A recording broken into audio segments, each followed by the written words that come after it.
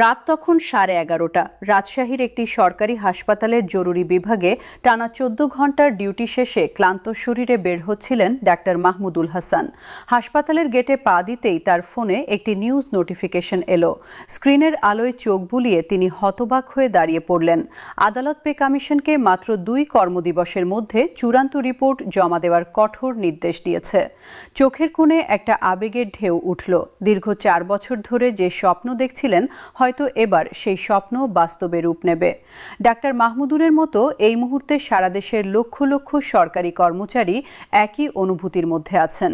ঢাকার বাইরে সিলেটের চা বাগান এলাকায় কর্মরত একজন স্বাস্থ্যকর্মী, চট্টগ্রামের পাহাড়ি অঞ্চলে ডিউটি করা একজন পুলিশ কনস্টেবল, রংপুরের প্রত্যন্ত গ্রামে শিক্ষকতা করা একজন সহকারী শিক্ষক, বরিশালের একটি নদী বেষ্টিত দ্বীপ এলাকায় কর্মরত একজন ইউনিয়ন পরিষদ কর্মচারী।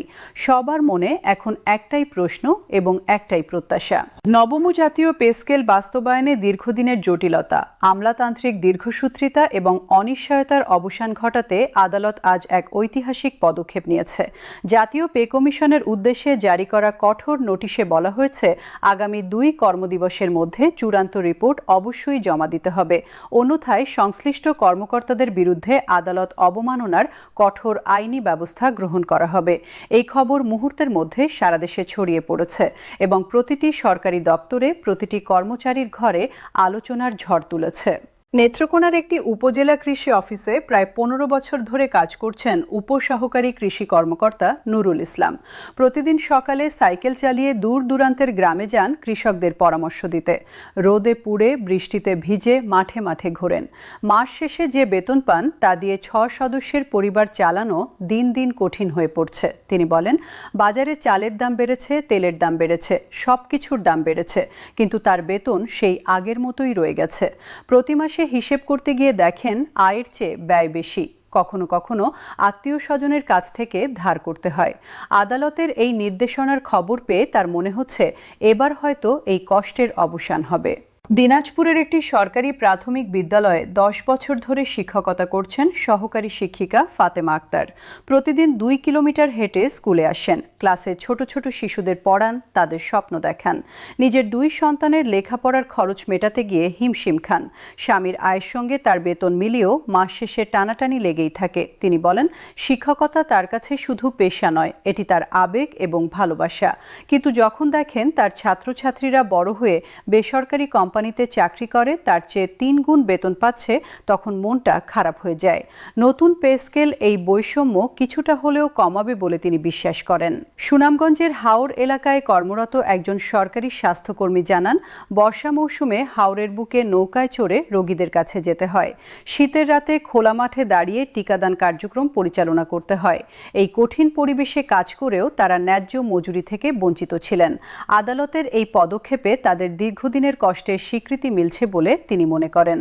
পে কমিশন দীর্ঘ সময় ধরে কাজ করছে বলে জানা গেলেও সারা দেশের কর্মচারীরা কোনো সুনির্দিষ্ট তথ্য পাচ্ছিলেন না। অর্থ মন্ত্রণালয়, বিভিন্ন সরকারি বিভাগ এবং কর্মচারী সংগঠনের সঙ্গে একের পর এক বৈঠক হচ্ছিল। খসড়া তৈরির কথা শোনা যাচ্ছিল, কিন্তু চূড়ান্ত পর্যায়ে এসে সবকিছু আটকে থাকছিল রহস্যজনকভাবে। প্রতিবার কর্মচারীরা আশায় বুক বেঁধেছেন, প্রতিবারই হতাশ হয়েছেন। এই দীর্ঘ প্রতারণার পর আদালতের হস্তক্ষেপ তাদের কাছে অনেক বড় স্বস্তির বার্তা নিয়ে এসেছে।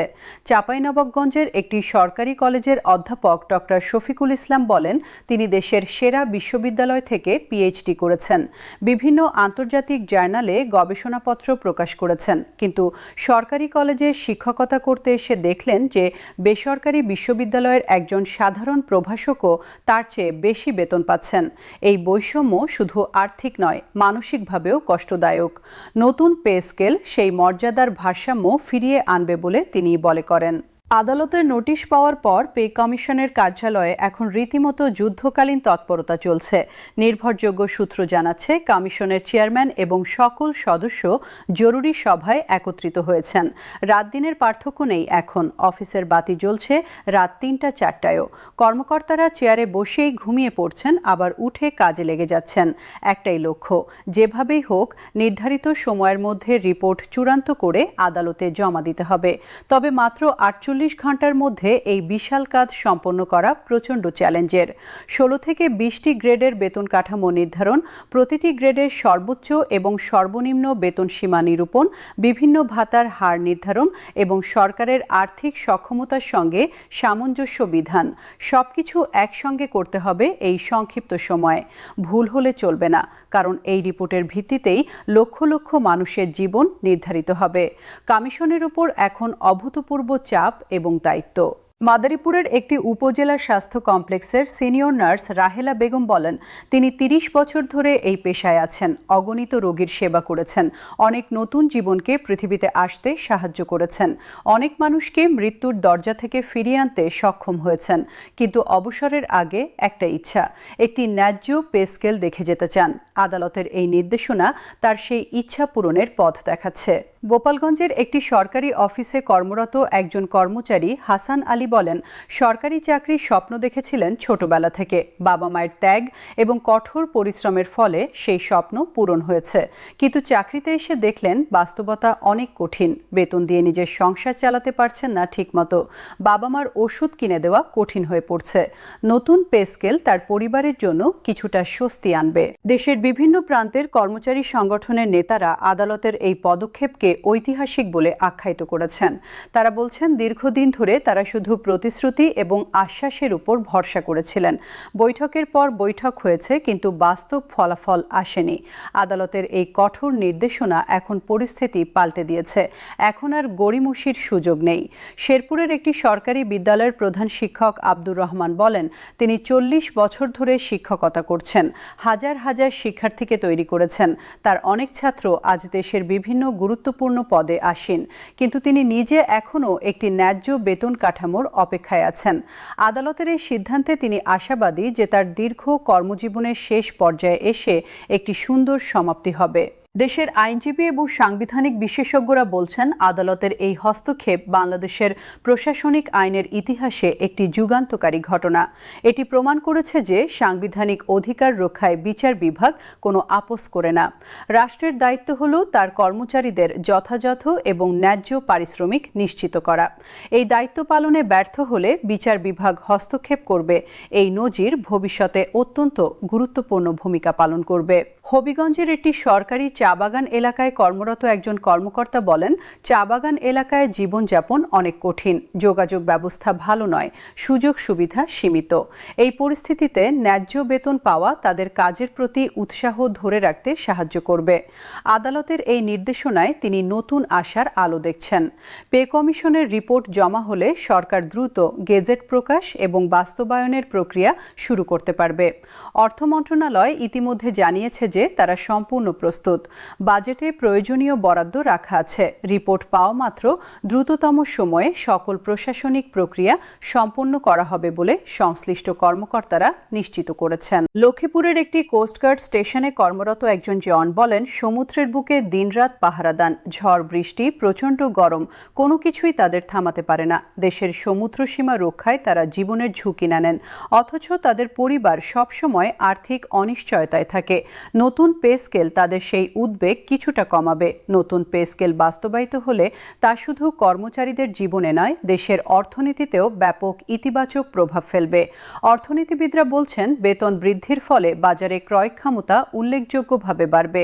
লক্ষ লক্ষ কর্মচারীর হাতে অতিরিক্ত অর্থ আসবে, যা তারা বিভিন্ন খাতে ব্যয় করবেন।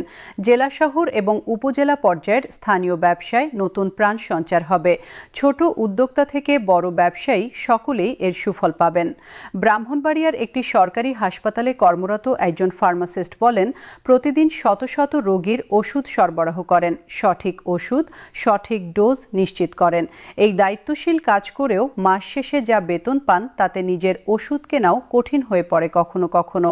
এই বৈপরীত্য খুবই কষ্টদায়ক। নতুন পে স্কেল এই পরিস্থিতির উন্নতি করবে। কুষ্টিয়ার একটি সরকারি মহিলা কলেজের একজন শিক্ষিকা বলেন, তিনি নারী শিক্ষার অগ্রগতিতে কাজ করছেন। প্রথম প্রজন্মের অনেক নারীকে উচ্চশিক্ষার স্বপ্ন দেখাচ্ছেন, কিন্তু নিজের সংসারে আর্থিক টানাটানি তার মনোবলে প্রভাব ফেলছে। নতুন পে স্কেল কার্যকর হলে তিনি আরও উদ্যমে কাজ করতে পারবেন।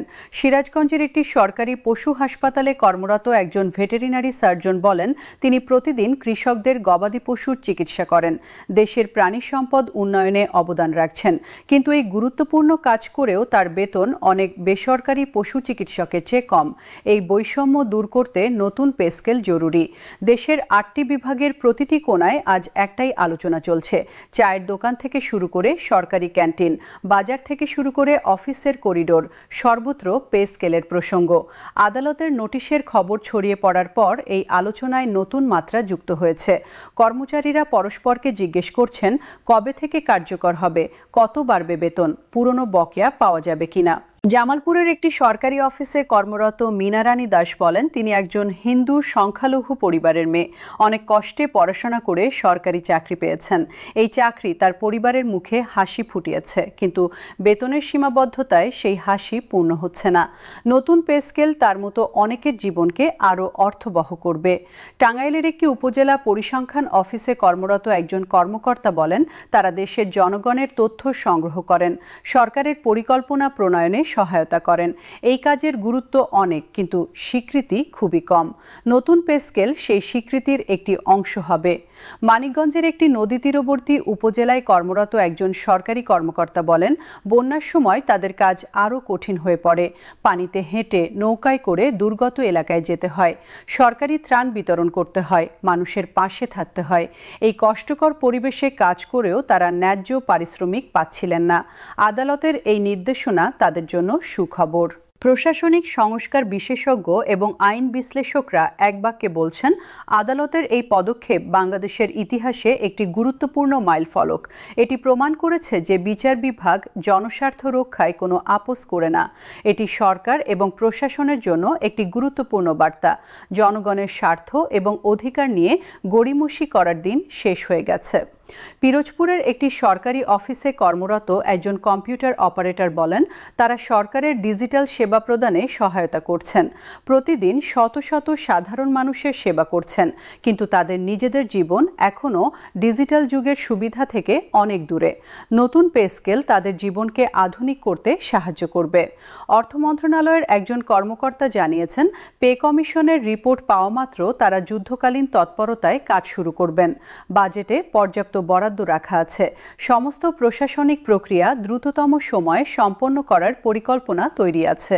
তিনি আশাবাদী যে কর্মচারীরা খুব শীঘ্রই তাদের নতুন বেতন পেতে শুরু করবেন। নওগাঁর একটি সরকারি কলেজে পদার্থবিজ্ঞান পড়ান অধ্যাপক আতিকুর রহমান। গত 20 বছরে তার শত শত ছাত্র চিকিৎসক, প্রকৌশলী এবং বিজ্ঞানী হয়েছে, কিন্তু তিনি নিজে আর্থিক কারণে পরিবারকে যা দিতে চান তা দিতে পারেন না। গবেষণায় আগ্রহী হলেও অর্থের অভাবে তা সম্ভব হয় না। নতুন পে স্কেল হয়তো তার সেই স্বপ্নের পথ খুলে দেবে।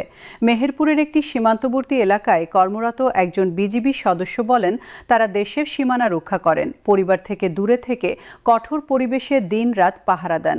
তাদের পরিবার অনেক কষ্টে থাকে। নতুন পে স্কেল তাদের পরিবারের সেই কষ্ট কিছুটা লাঘব করবে। পে কমিশনের একজন সদস্য নাম গোপন রাখার শর্তে জানান, তারা এখন অবিরাম কাজ করছেন। এত কম সময়ে এত বড় কাজ করা কঠিন, কিন্তু অসম্ভব নয়। তারা প্রতিজ্ঞাবদ্ধ যে নির্ধারিত সময়ের মধ্যে একটি পূর্ণাঙ্গ এবং সুচিন্তিত রিপোর্ট জমা দেবেন। দেশের লক্ষ লক্ষ কর্মচারী প্রত্যাশা এবং আদালতের নির্দেশনা উভয়ের প্রতি তারা সমান দায়িত্ববান। নারায়ণগঞ্জের একটি শিল্প এলাকায় কর্মরত একজন শ্রম পরিদর্শক বলেন, তিনি প্রতিদিন শ্রমিকদের অধিকার রক্ষায় কাজ করেন, অথচ নিজেই অনেক সময় অধিকার থেকে বঞ্চিত বোধ করেন। নতুন পে স্কেল তাকে আরও শক্তি এবং মনোবল দিয়ে কাজ করতে সাহায্য করবে। সবচেয়ে উল্লেখযোগ্য বিষয় হলো, এই আন্দোলন শুধু ঢাকায় সীমাবদ্ধ ছিল না। দেশের প্রতিটি জেলায়, প্রতিটি উপজেলায়, প্রতিটি সরকারি দপ্তরে এর অনুরণন ছড়িয়ে পড়েছিল। পাহাড় থেকে সমুদ্র, হাওড় থেকে চর, সর্বত্র কর্মচারীরা একই স্বপ্ন দেখছিলেন এবং একই দাবি তুলছিলেন। আদালতের এই পদক্ষেপ সেই সামগ্রিক সামগ্রিক আন্দোলন এবং প্রত্যাশার একটি ঐতিহাসিক স্বীকৃতি। এটি প্রমাণ করেছে যে দেশের প্রতিটি প্রান্তে কর্মরত সরকারি কর্মচারীদের কষ্ট, তাদের সংগ্রাম এবং তাদের ন্যায্য দাবি উপেক্ষা করার সুযোগ নেই। রাত পোহালে আবার ডাক্তার মাহমুদুল হাসান হাসপাতালে যাবেন, নুরুল ইসলাম সাইকেল চালিয়ে মাঠে যাবেন, ফাতেমা আক্তার স্কুলে যাবেন ছোট ছোট শিশুদের পড়াতে, রাহেলা বেগম নার্সিং স্টেশনে বসে রোগীদের দেখবেন। তারা সবাই তাদের দায়িত্ব পালন করবেন, কারণ এটা তাদের পেশা, এটা তাদের ভালোবাসা। কিন্তু আজ রাতে তারা সবাই একটু বেশি আশাবাদী, একটু বেশি স্বপ্ন দেখছেন, কারণ আদালত আজ বলে দিয়েছে তাদের অধিকার নিয়ে আর খেলা করার সুযোগ নেই। আগামী 48 ঘন্টা বাংলাদেশের লক্ষ লক্ষ সরকারি কর্মচারীর জন্য অত্যন্ত গুরুত্বপূর্ণ। এই সময়ের মধ্যে পে কমিশন রিপোর্ট জমা দিলে এবং সেই রিপোর্ট যদি তাদের প্রত্যাশা পূরণ করে, তাহলে একটি নতুন অধ্যায়ের সূচনা হবে। দেশের প্রতিটি কোণায় সরকারি চাকরিজীবীরা এবং তাদের পরিবার সেই মুহূর্তের প্রতীক্ষায় আছেন। সিলেট থেকে সাতক্ষীরা, টেকনাফ থেকে তেঁতুলিয়া, বাংলাদেশের প্রতিটি কোণায় আজ রাতে একটাই প্রার্থনা। এই প্রার্থনা হলো ন্যায্য অধিকারের জন্য, মর্যাদাপূর্ণ জীবনের জন্য এবং দীর্ঘ অপেক্ষার সুখকর সমাপ্তির জন্য। আদালতের এই সাহসী পদক্ষেপ সেই প্রার্থনার উত্তর হয়ে আসবে কিনা, সেটাই এখন সবচেয়ে বড় প্রশ্ন।